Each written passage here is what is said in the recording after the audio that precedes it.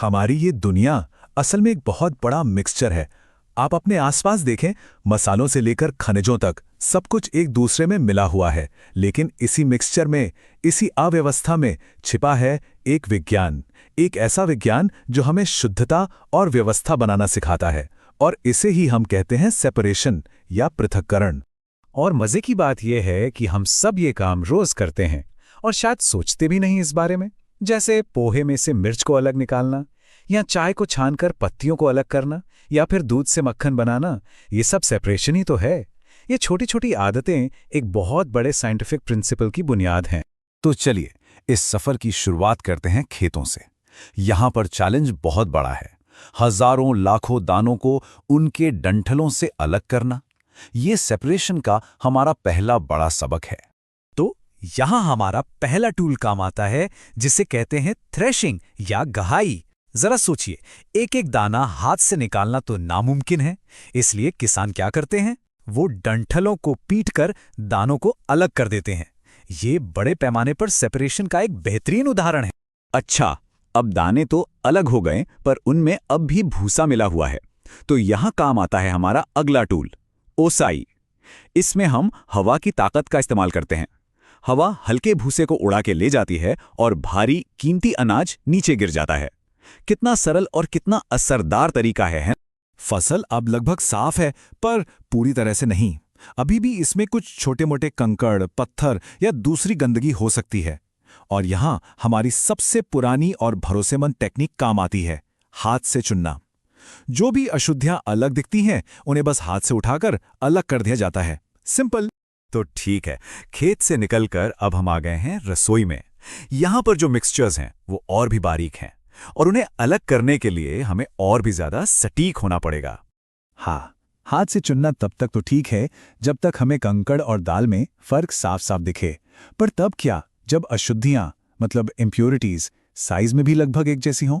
जैसे मान लीजिए आटे में चौकर। इसका जवाब है छानना या सीविंग। ये तरीका काम करता है साइज के फर्क पर। एक छलनी से बारीक आटा तो नीचे निकल जाता है, लेकिन मोटा चोकर ऊपर ही रह जाता है। और यही प्रिंसिपल कंस्ट्रक्शन साइट्स पर भी इस्तेमाल होता है, जब रेत से बड़े कंकड़ अलग किए जाते हैं। तो हमने सॉलिड को सॉलिड से अलग करने के तरीके तो देख लिए, पर अब एक नई चुनौती है। क्या होगा जब कोई सॉलिड किसी लिक्विड में मिला हो, जैसे गंदा पानी या चाय में चाय पत्ती? यहां हमें एकदम साफ लिक्विड कैसे मिलेगा? इसके लिए हमारे पास एक 3 स्टेप का प्रोसेस है। पहला है सेडिमेंटेशन, जिसमें भारी कण अपने आप नीचे बैठ जाते हैं। दूसरा है डिकेंटेशन, जिसमें हम ऊपर के साफ लिक्विड को धीरे से दूसरे बर्तन में डाल लेते हैं। और आखिर में एकदम परफेक्ट रिजल्ट के लिए हम करते हैं फिल्ट्रेशन, मतलब मिश्रण को एक फिल्टर से गुजारते हैं, जिससे सिर्फ और सिर्फ शुद्ध तरल ही पार हो पाता है।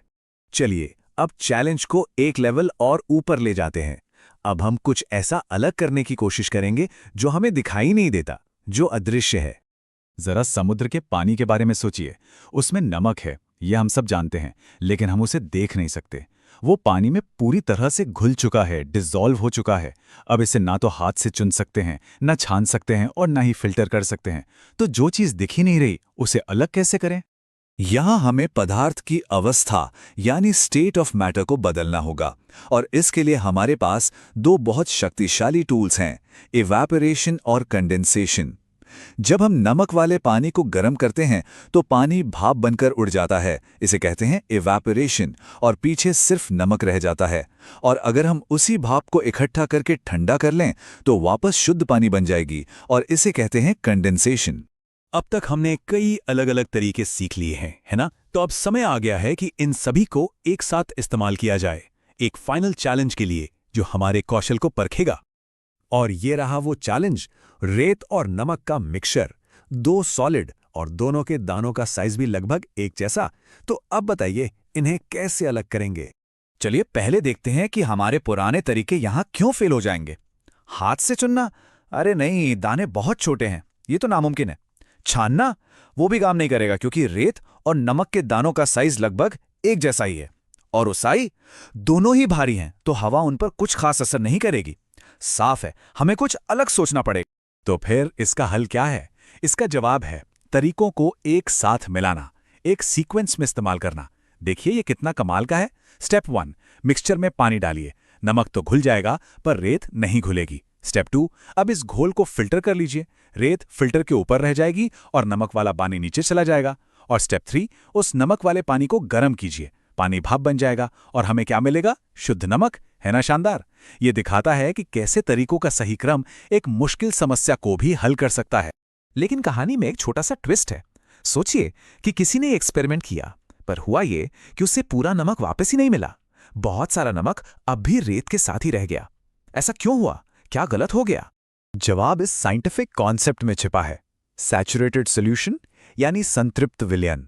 देखिए, जब पानी अपनी क्षमता के हिसाब से ज़्यादा नमक घोल लेता है तो वो सैचुरेट हो जाता है। उसके बाद वो और नमक नहीं घोल सकता। उस एक्सपेरिमेंट में शायद यही हुआ होगा। पानी सैचुरेट हो गया और जो नमक नहीं घुल पाया वो रेत के साथ ही फिल्टर हो गया। तो क्या इसका कोई उपाय है? क्या हम पानी को उसकी कैपेसिटी से ज़्यादा नमक घोलने के लिए मजबूर कर सकते हैं? हाँ, बिल्कुल है। बस उसे गर्म कर दीजिए। किसी भी लिक्विड का तापमान बढ़ाने से उसकी घुलनशीलता, मतलब किसी चीज़ को घोलने की क्षमता बढ़ जाती है। तो उस एक्सपेरिमेंट में या तो और पानी डालना था या फिर बस पानी को गर्म कर देना था ताकि सारा नमक घुल जाए और फिर उसे फिल्टर किया जाता। और ये तो एक ऐसी बात है जो हम रोज देखते हैं। यही वजह है कि गर्म चाय में चीनी इतनी आसानी से घुल जाती है, जबकि ठंडी चाय में मुश्किल होती है। तो अगली बार जब नींबू पानी बनाएं तो एक बात याद रखिएगा, चीनी हमेशा बर्फ डालने से पहले घोलनी है। तो हमने एक पूरी यात्रा तय की है, खेत की अव्यवस्था से लेकर रसोई की शुद्धता तक। और हमने सीखा है कि कैसे किसी मिक्सचर को समझा जाता है और कैसे उसे अलग किया जाता है। हाथ से चुनने जैसी एक सीधी सादी आदत से लेकर इवैपोरेशन और कंडेंसेशन जैसे सोफिस्टिकेटेड साइंस तक, ये तरीके ही तो हैं जो हमारी दुनिया को आकार देते हैं। ये हमें दिखाते हैं कि कैसे सही ज्ञान और सही तकनीक के साथ हम किसी भी मिक्सचर से व्यवस्था, मूल्य और शुद्धता बना सकते हैं।